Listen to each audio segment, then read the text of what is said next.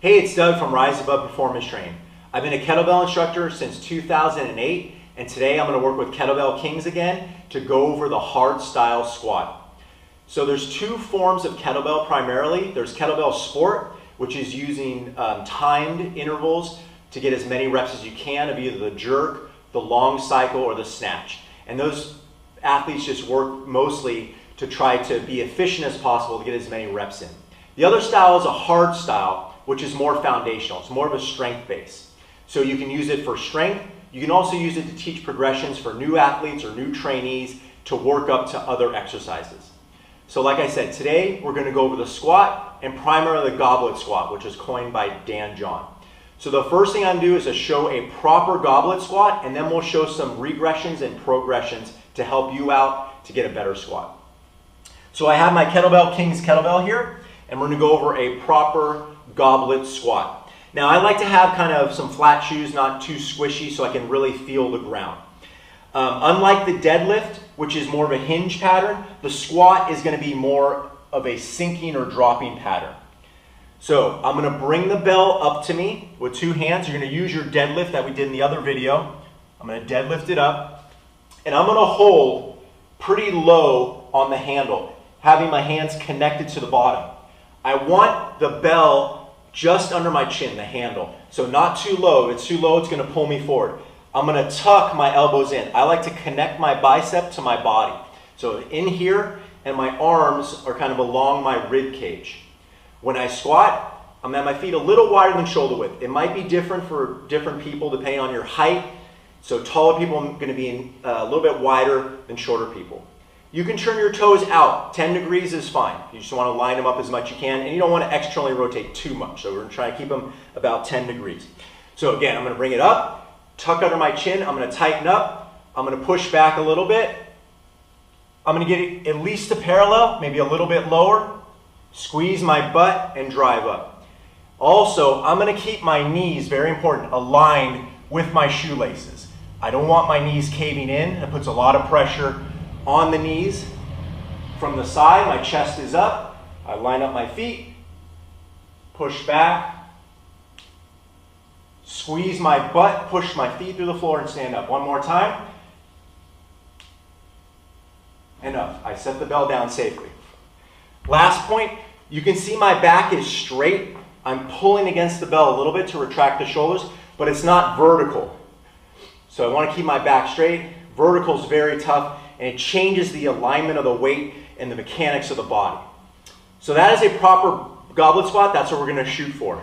Now, if you cannot squat well, so if you're squatting and your knees shoot forward and you don't have that patterning, we need some assistance. I see that a lot with a lot of young athletes. So what we do is a box squat. Now, I'm not going to load a box squat right away. I'm just going to have them sit to the box. I like to have a box get the point forward, and I like my trainees to basically straddle the weight, the box. So we're going to drop straight down. So I'm going to have my chest up. You can have your arms out in front of you for a little bit of balance, but I want to sit back just a teeny bit. Sit about 10% of my weight on here, so I'm not relaxing completely. I'm hovering right over it, squeeze my butt, drive up, pushing through the floor. Again, dropping down, squeezing and coming up. From the side, arms out, I hook, straddle the box, push back, light sit 10%, squeeze my butt, and drive up. So that's the box squat. Once you get that down, you can add a little bit of weight to it. So I can do a goblet box squat, set up, light sit, squeeze, and come up there. Now, if your athlete or client has their heels coming up when they squat, they get down here and they pop up, we got to fix that too. Deadlifting doesn't require as much ankle mobility because we're hinging at the hip. Where the squat, like I mentioned, we're dropping down. We have to shift a little bit forward to maintain that body alignment. So sometimes if we don't have good ankle mobility, the heels will pop up. An easy fix is to take some plates or even some shoes and elevate the feet. So now you can squat fairly easily that way. Get them to do that, and then you can gradually take it away. You can even load this a little bit with the goblet position, but I recommend getting them to the floor first, and then you can load it. So once you have those down, and you have a proper goblet squat, you can add the variations. Single kettlebell squat is great. It's very unique with the kettlebell. So you can't do this with the barbell, the single side of things. And a dumbbell is just very awkward to kind of get in a proper position. But what we're going to do is we're going to bring the bell to the rack position. So rack position is I'm going to lock my arm, bicep to the body, elbow to the body, and just hug, like a pledge of allegiance or anything like that. We're just going to bring it towards the body. I like to follow my rib cage. My wrist is straight, my forearm's fairly straight. This is a good position for me, and I'll show you with the bell. Women may want to be out here a little bit more, just for obvious reasons. So I'm going to bring the bell up. I'll use two hands. I'm going to slide my hand way through the handle so it's catching the webbing of my thumb. And I'm going to hug the bell in. Find my spot. This is good for me. I feel like I'm not physically holding the bell. It's kind of resting in a part of my body. So what I'm going to do is I'm going to squat.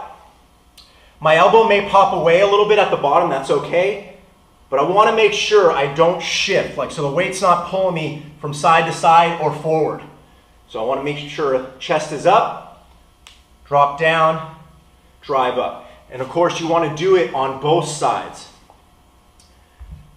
The final way, and this is a great way to build strength, especially if you don't have a barbell at home, double kettlebell front squats. So I'm going to take another kettlebell, and just like the name implies, we're going to rack them up, 2 kettlebells in this position. This is usually a little bit easier to stabilize because it's not pulling you from side to side, but your breathing is going to be compressed, and also your diaphragm and your core has to work a lot more to keep proper body alignment. So when we're squatting, we don't want to round. We got to make sure we keep that chest up. So I'm going to bring them up to the rack position, slide my hands way through, pull them in, and I'm going to squat. So set up my feet, drop down, drive up. From the side, set up my feet, get my breath because it's compressing my lungs, and drive up. Now, we haven't learned the clean yet in this hardstyle series, so if 2 bells are hard to clean up, just elevate the bell. So I have some athletes that don't do double cleans, so I'll give them some bells and they're already set up on a box. This box is a little bit low, but you can raise it up a little bit more, and it's easier to set up. So whether they're doing one, they can start here instead of getting it from the floor, or they can kind of easily pick up one, pick up the other a little bit safer, and then do their squat. So there you have it, the hardstyle goblet squat. Check out Kettlebell Kings for great kettlebells and more information. Thank you for watching, and we'll see you next time.